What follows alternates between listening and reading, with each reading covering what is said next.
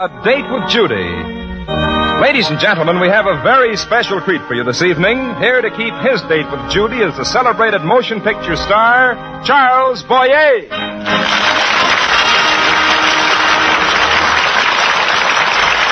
And now to keep our date with Judy, that lovable teenage girl who is close to all our hearts.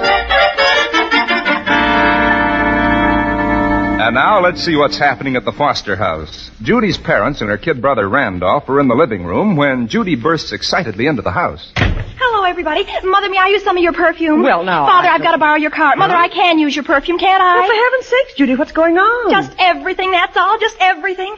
Oh, if this were only evening instead of day, I could wear a long, slinky black evening gown if I had one. But on account of its Now, day... wait a minute, young lady. Calm down. I'd like to know I what wonder this... if I ought to wear my false eyelashes. Huh? Of course, he's the type who, on account of his knowledge of makeup and everything, would know they were false. But still, eyelashes would be so nice to have on to flutter up and down at him. Flutter up and down at who? Why, Charles Boyer, of course. Ask a silly question, you get a silly answer.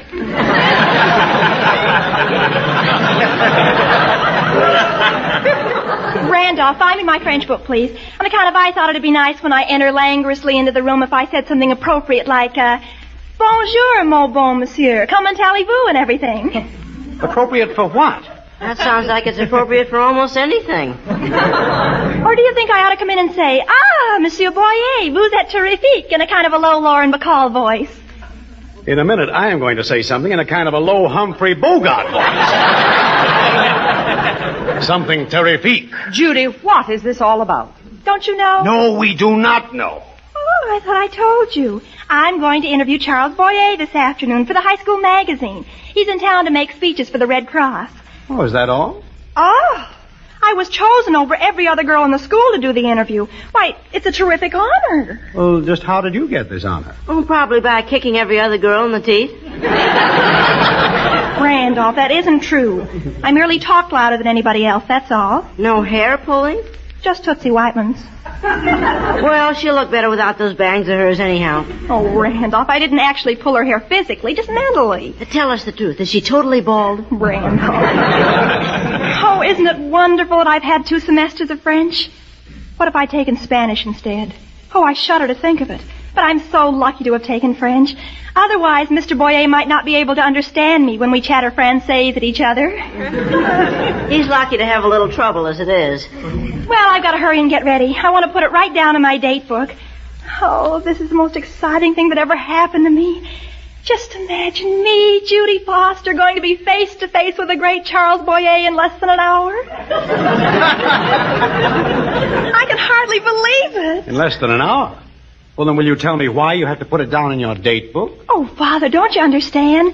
When I'm old and gray, I'll always be able to look back in my date book and say, well, I had a date with Charles Boyer. Yeah, well, that'll be nice. Well, I think I will wear my eyelashes. They're so luxurious. If they're as luxurious as the last time you had them on, Mr. Boyer won't be able to see your face through the foliage.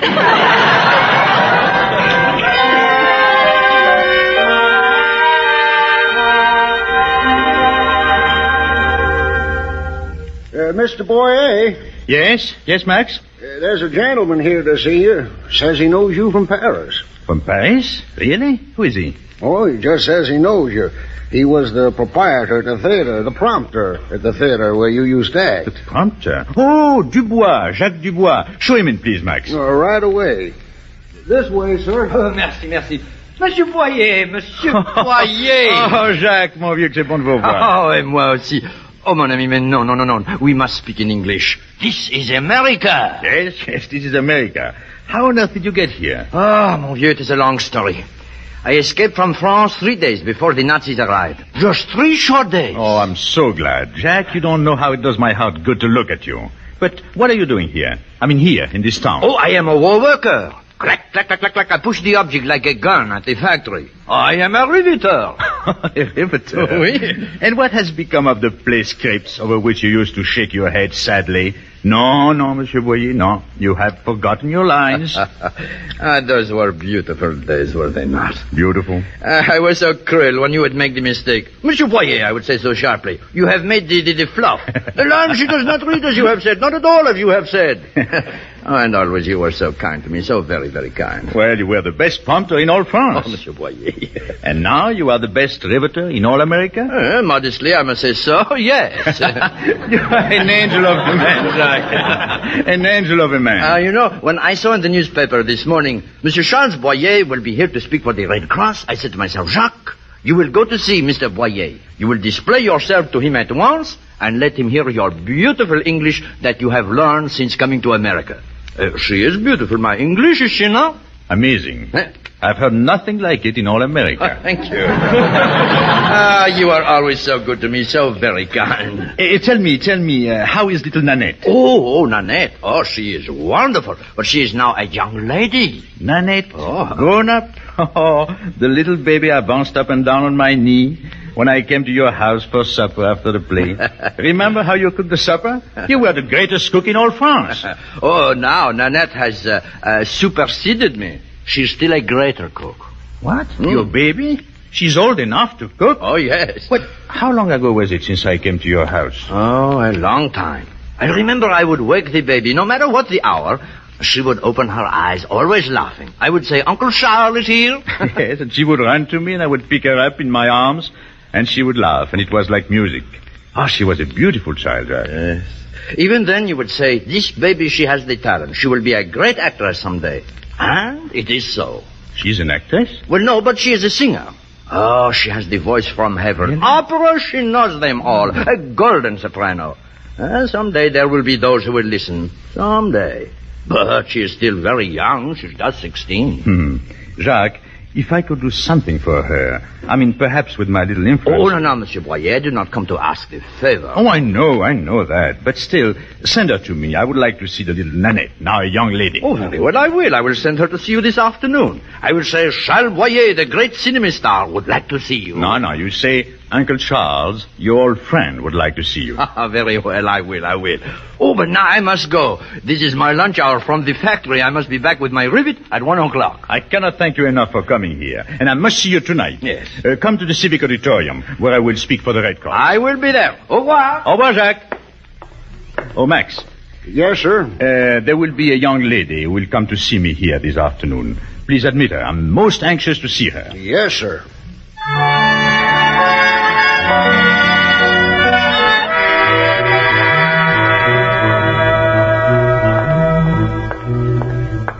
Oh, Randolph, we'll be there in a minute. Maybe you better not say you're my brother. He might think it's funny, me having my brother with me. Yeah, I'll just say I'm your baggage man. Randolph, aren't you excited? Aren't you palpitating? No, Charles Boyer doesn't do a thing to me. He doesn't? I think he's divine. In the movie Gaslight, when he said to Ingrid Bergman, get me the little picture, I just quivered all over. That's funny. Not even my hand shook. Doesn't any movie star make you palpitate, Randolph? Only Margaret O'Brien. Really? Yeah, she's my dream woman. I wonder how Charles Boyer will react to me. I wonder if he'll think I'm attractive. I wonder if I ought to flutter my eyelashes at him. I wonder if they'll fall off. Maybe I ought to take them off. Maybe I ought to appear in front of him just as a simple, untarnished country girl. Perhaps he prefers the simple, unsophisticated type. He must get so tired of looking at beautiful, perfectly groomed women of the world like Hedy Lamarr. Oh, I bet he's sick and tired of looking at Hedy Lamarr. I should have that pleasure. Oh, here we are, Randolph. This is the place. Here we are at the Casbah. It was so far to the Casbah. But we took a streetcar, and here we are.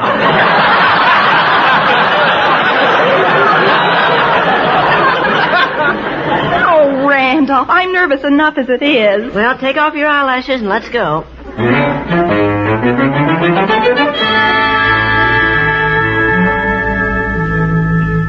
Mr. Boyer, the young lady to see you. Oh, wonderful. Show her in. Right in here, miss. Oh, thank you. You, Mr. Boyer? Yes, it is I. I mean, c'est vous, Monsieur Boyer. Oh, it's so good of you to come to see me, mon petit chou. Who, me? I'm so happy you are here. Jeepers, you are? Come here. Come here when I can look at you more closely. It's a good thing you took those eyelashes off. Oh, this is, my friend, Randolph. Oh, how do you do? Garçon, you know. Oh, yes, I see. Glad to meet you. Won't you sit down, both of you? Well, thank you. So, the little baby. Are you speaking to me? You know, you are prettier than ever, my dear. I am? Still so graceful in every motion, and still with the curly blonde hair. Oh, she touches it up a little. Randolph. I do not. I merely put a little lemon juice in the water once in a while. I cannot tell you how happy it makes me to see you. Really? Oh, thanks. I mean, merci. Je suis charme de vous voir aussi. Merci. I might even add that you're even more handsome dans la flesh than you are sur la screen. Well, what do you know? I'm very impressed, you know. You are? Oh, yes. What wonderful English you speak. English?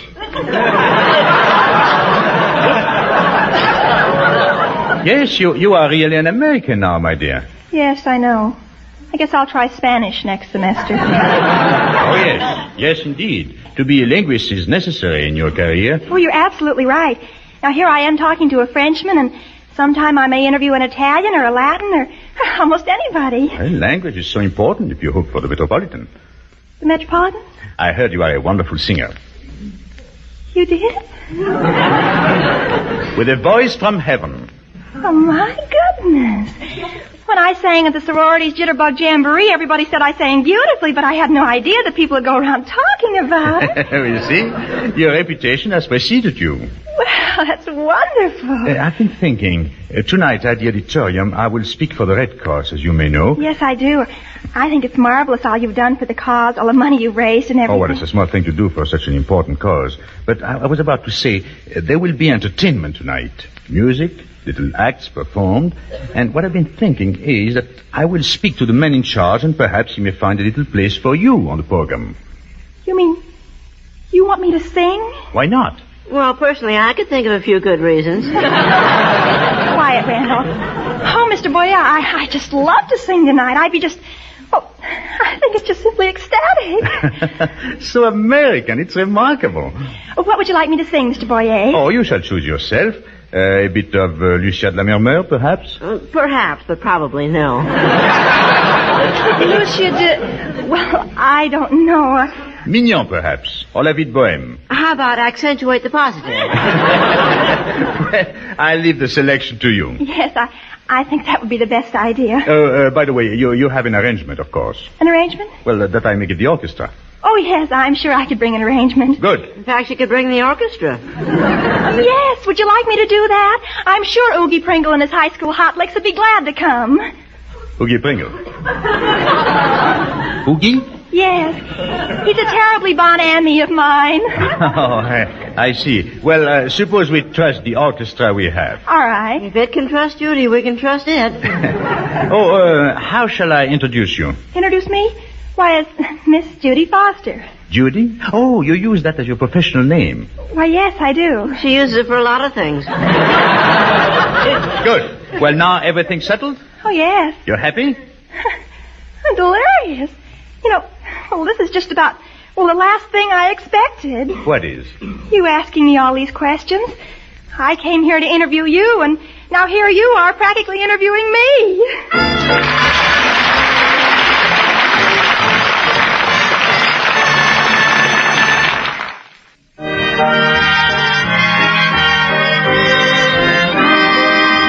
And now, back to A Date with Judy.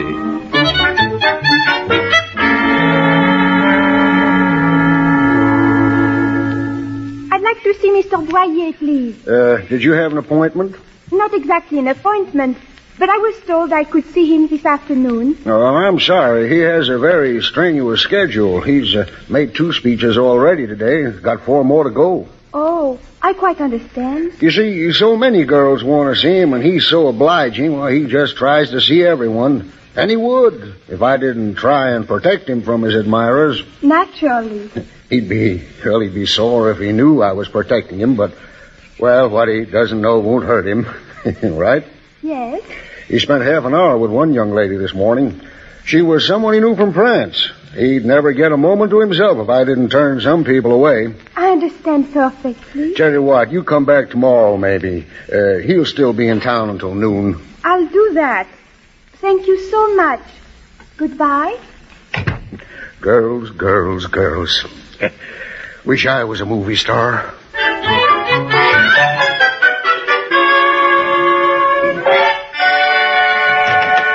Father. Yes, dear, what? Where's Randolph? Trailing her all the way home, 50 yards behind. Boy, has that girl got speed. Oh, it was so wonderful. He called me his petit choux. Petit choux? What's that? Cabbage. Oh, for Pete's sake. He said the nicest things. Nobody was ever so sweet to me as long as I've lived. Oh, he was just scintillating. Are you by any strange chance referring to a certain Charles Boyer? Naturally. He asked me to sing tonight. Now, wait just a minute, Judy. He asked you to sing? Yes, Mother, at the Red Cross rally in the auditorium. He asked you to sing at the auditorium? Randolph, is there any truth in that statement? Yeah, that's what he said. That's what the man said. Well, I'll be darned. Yeah, looks like she's going to be his guest star. I don't get it. Neither do I, but that's what I think occurred. Suffice it to say, Charles Boyer thinks I'm very charming. Suffice it to say. Father, I'm serious. Mr. Boyer really asked me to sing at the Red Cross rally tonight. Now, I want your honest opinion. What do you think I sing best? How about Northeast High School, I Love You? No, Randolph. Somehow I don't think that would be appropriate for the occasion. You see, Father, Mr. Boyer wanted her to sing opera. Opera? Now I've heard everything. I know. I'll sing Bobby Sox Blues. Well, that'll be a nice change from La Vie de Bohème. Excuse me, everybody. I've got a million things to do. Dora, do you think Judy is more attractive than we may have noticed? Well, he must have seen something in her. Frankly, all I can see is her bobby socks drooling. Melvin, we've just got to go to that Red Cross rally tonight. Why, Dora, I wouldn't miss it for all the tea in China.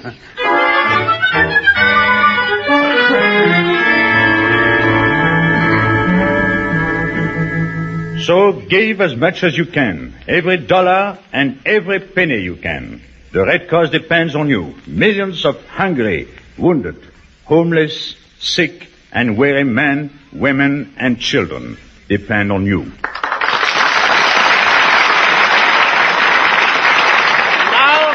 Now I am very happy to introduce to you a little French girl I knew. She is neither old nor a veteran of the Metropolitan, but she has a magnificent operatic voice. And she is Parisian. Here she is, Miss Judy Foster. Merci beaucoup and everything, Monsieur Boyer.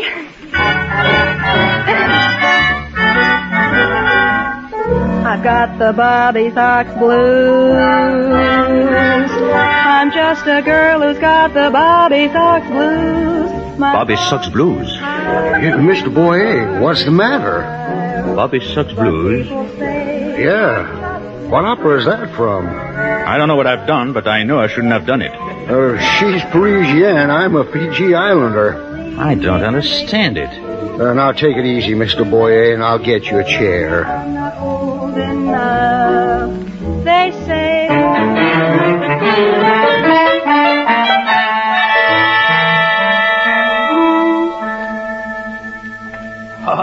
Oh, it was a fine program, Charles. Oh, Jacques. I have been watching it from the other side of the stage. Oh, I'm so glad you're here. We'll get away and have a bite to eat together. Oh, yes, and we will talk, huh? Yes, we will talk. Your daughter sang very well tonight, I thought, Jack. My daughter? She's a very pretty girl. My daughter did not sing tonight. Your daughter did not sing? No, she has been here with me. Nanette, come here. Oui, Papa? This is my daughter. Oh, Jacques, what have I done? I'm very happy to see you again, Uncle Charles, after so many years. Oh, Nanette, my dear. Oh, Jacques, I've made the most unforgivable mistake. Oh, Mr. Boyer, did I sing all right? Was it all right? Yes, it was lovely, Judy. A little on the unexpected side, but very nice. Oh, hello, Nanette. How are you? Hello, Judy. You two know each other? Oh, yes. We're in the same class in high school. I think Nanette's wonderful. Oh, Judy. Well, you are. She's at the top of the class in studies, Mr. Boyer, and she works afternoons in a bookshop, and at night she studies music.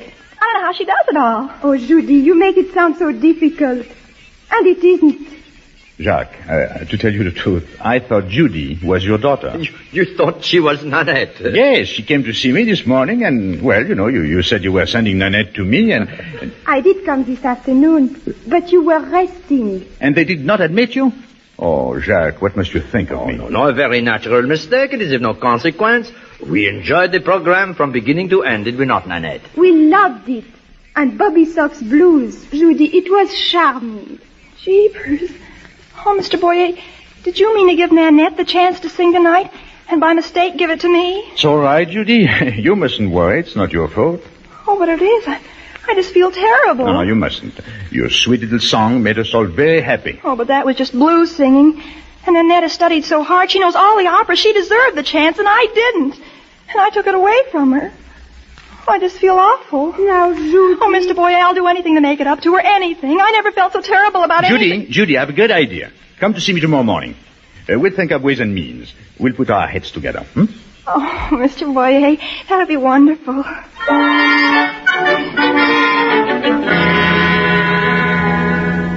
Judy, it's getting awfully late. You better go to bed now, dear. No, wait a minute. Let her stay and study a little longer, daughter. I want her to keep at that French. Any girl who, with 2 semesters of high school French, can make a Frenchman think she's a Parisian, well, that girl ought to keep right on studying. Oh, Father, I'm not studying. You aren't? No. I'm writing an editorial for the high school paper. You go to bed right away, Judy Foster. It's 11:45. No, I want to know how this sounds. I'm going to show it to Mr. Boyer in the morning. Listen to it and let me know. All right, dear. Last night at the Red Cross rally at the Civic Auditorium, Judy Foster sang Bobby Sox Blues. But she wasn't the one who should have sung there. The girl whose place she took deserved that honor far more than she. The girl who was meant to be and who should have been in the spotlight last night has worked very hard under great adversity. She has paid her music teachers with the money she earned herself and bought her scores, and her voice is of such beauty that it should be heard throughout the land. The girl who sang Bobby Sox Blues thought she was singing a lament from the bottom of her heart, but she does not really have any troubles. She doesn't know what trouble and courage mean. Nanette Dubois had trouble, and she has courage. And the Northeast High School Daily Blue and Gold wishes to go on record as asking Oogie Pringle and his high school hot licks to give up some of its swing music and get some opera into its repertoire, so that at the spring dance next week, Nanette Dubois can be the girl chanteuse instead of Judy Foster. Do you think it's all right, Mr. Boyer? Judy, it's one of the most beautiful and touching things I've ever read. Of course, the audience at the spring dance won't be anything like the illustriousness of the audience that was at the auditorium last night. Judy, I'd like you to do something for me. You would, Mr. Boyer? Yes. I have here a scholarship to a very good school of music. A scholarship for a certain young lady we know. For Nanette? How did you get it? Oh, it was none of my doing. The head of the school had already heard Nanette sing, and it took very little persuasion on my part. Oh, Mr. Boyer, that's wonderful. Nanette'll be thrilled to pieces. I can't wait until you tell her. Oh, I want you to be the one to tell her. Me? Yes. You are such a very nice little girl, Judy. You certainly deserve the pleasure. Oh, thank you, Mr. Boyer. I'll do it charmingly. I'm sure you will. Oh, Judy, will you do me a favor, please? Oh, anything, Mr. Boyer. Well, would you teach me the words of the Bobby Sox Blues?